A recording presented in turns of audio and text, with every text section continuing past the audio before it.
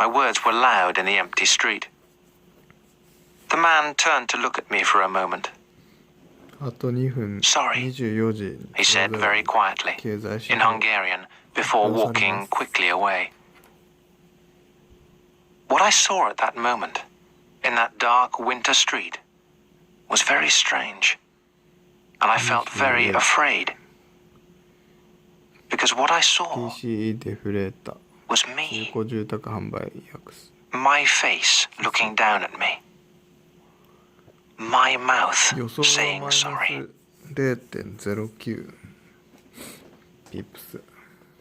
Chapter 2.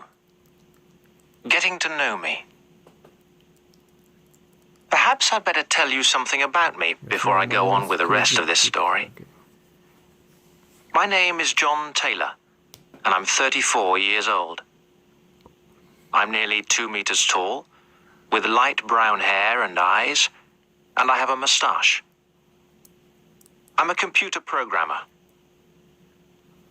4 years ago, my company in Bristol became part of a very large multinational computer company. You'd know the name if I told you. I was offered the chance to go and work in their Budapest office. They needed someone to lead a young Hungarian team in an important new piece of work. I was very pleased.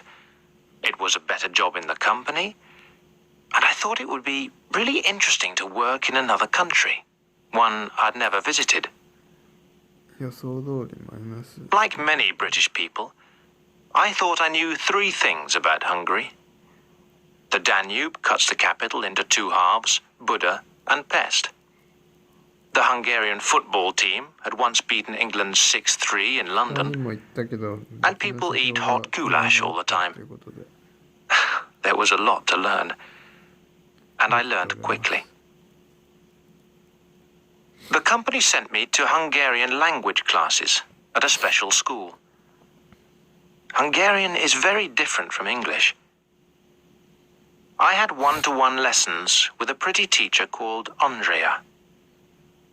She was a lovely young woman, with dark brown hair, blue eyes, and a beautiful smile. And she seemed to understand me very well. Our lessons soon became lessons outside class hours, and slowly we fell in love. 18 months later, we got married. Each day of the week, I walked to work and back from our flat in the 13th district. I work in a new office on Vatsiutsa, and it takes me about 30 minutes to get there. My usual working day is 8:30 in the morning to 6 in the evening. I generally enjoy my work. The offices are light and modern, and I like the people I work with. Andrea works at different times during the day, teaching Hungarian to foreigners in a number of schools and companies. She also teaches some students at home. We live on the Pest side of the city, not far from the Danube. The old part of the 13th district where we live is an area of narrow streets full of small shops, bars, and restaurants. It still feels like an old city. And it was in one of these streets that I met myself.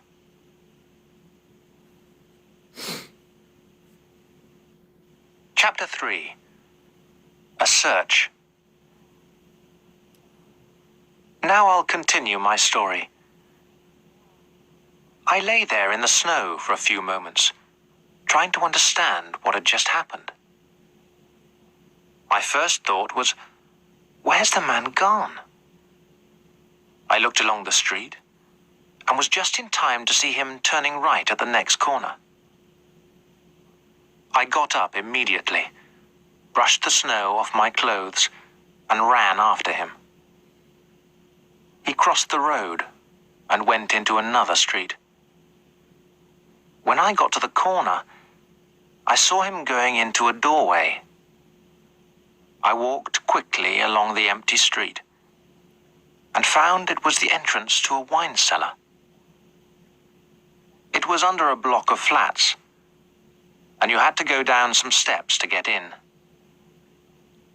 It was one of those Budapest places where working men meet to drink, talk, and smoke.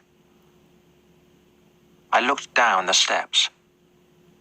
There was the low noise of conversation and a smell of wine and cigarettes coming up to meet me. I stood in the snow for a moment, deciding what to do and looking around me.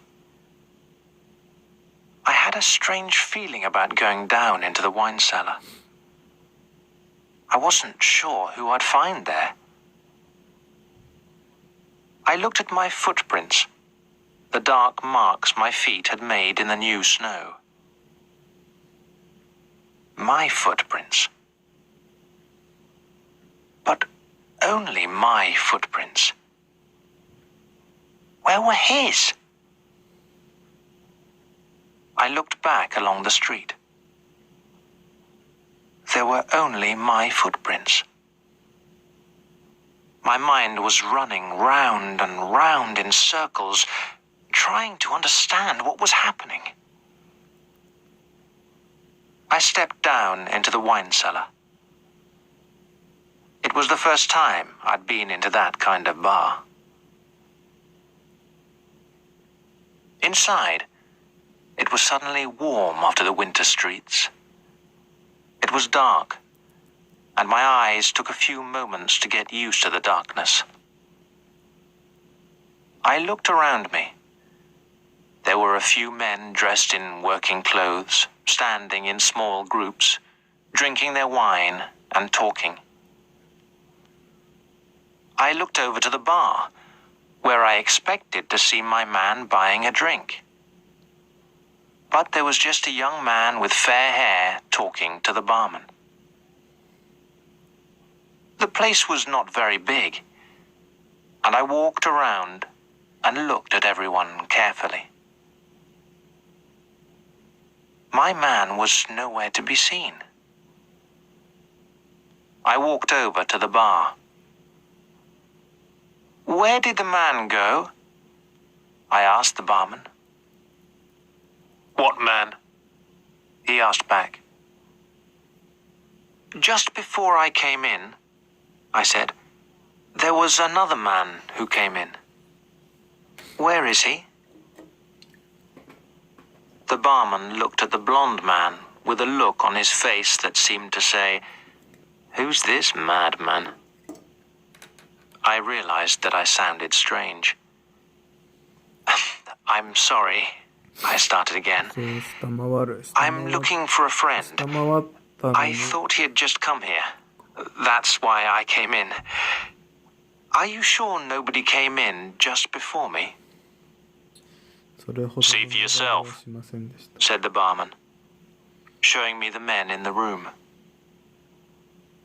"But is there no other room here?" I asked. "Only the toilet," said the barman, looking at the corner. I went over and opened the door. It was cold and dirty and empty. I didn't know what to do. I decided to stay and see what happened. "A glass of dry red wine, please," I said to the barman when I got back to the bar. He gave it to me. I paid, and then I moved over to an empty place. There were no chairs, so I stood up against a high, narrow table. A television was on in the corner of the room. I watched the news and waited. Andrea didn't know where I was. Nobody came in or went out. I drank another glass of wine. After an hour, I left. I didn't understand anything, and it was not just because I had drunk too much wine on an empty stomach. "You smell of wine and smoke," said Andrea, as I was standing by the front door, taking off my coat and boots. "What have you been doing?" "Oh, I just went for a drink with Peter," I said. "We argued at work today, and I wanted to talk about it because there's an important meeting tomorrow." Don't think badly of me. I usually tell my wife the truth. It was just that, as I walked home, I had decided it would be better not to say anything about what had happened.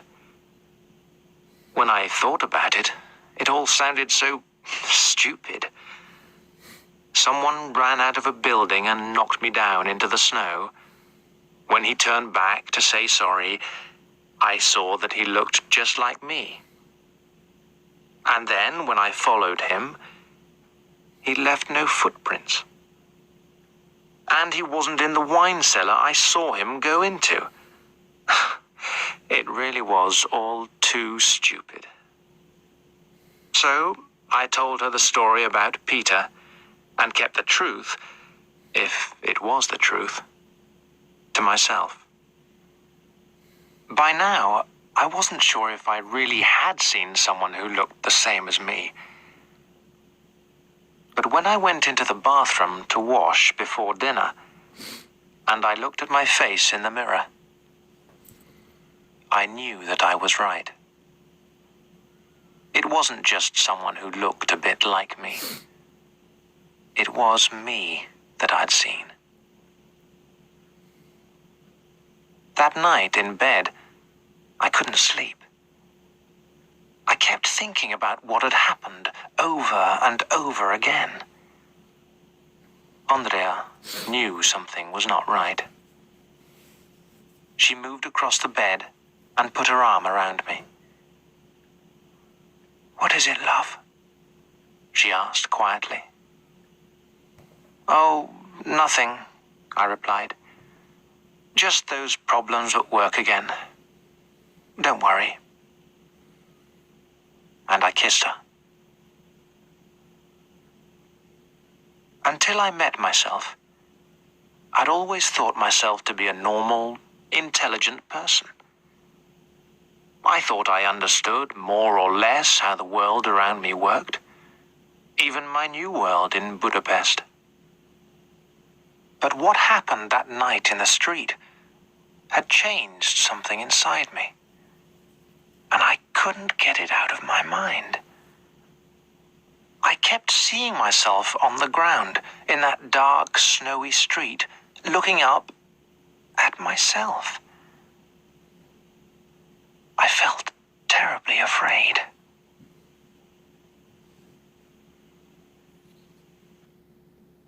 Chapter 4. 7 Felka Utsa. As I walked to work the next day, Tuesday, I planned my evening. I had decided that last night the man had come out of the building at about 5 to 7. I had just been in time to see the start of the 7 o'clock news on television in the wine bar, and only a few minutes had passed between him knocking me over and the news. I wanted to go back there that evening at the same time. The day seemed to take a long time to pass. At work, I had the meeting with Peter to talk about the difficulty of the day before. We talked about our problems and came to a friendly agreement. I had lunch in the office restaurant, as usual, but didn't say more than a few words to anyone. In fact, during the day, 2 or 3 people asked me if I was feeling ill. I said that I was fine, just thinking about a difficult work problem. That evening, I left the office at 6 o'clock. I walked quickly to the street where I'd first seen the man. Soon I found the door. It was number 7, Felka Utsa. While I waited, I looked at the street carefully.